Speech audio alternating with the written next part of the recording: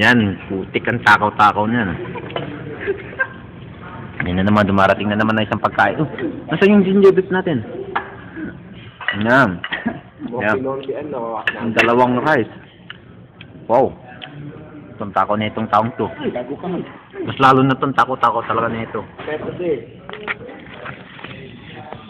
Ako, tingnan mo, kakunti lang yung kuha ko. Yung pa isa. Dalawa. Pero nakalayo. Ay, nakakita nyo. Yan.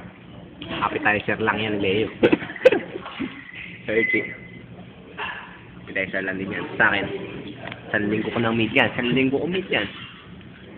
na yan. Dito ba tayo? Ito yung dalawin natin mo. Ano? Sagot ni Wilfred to. Amen.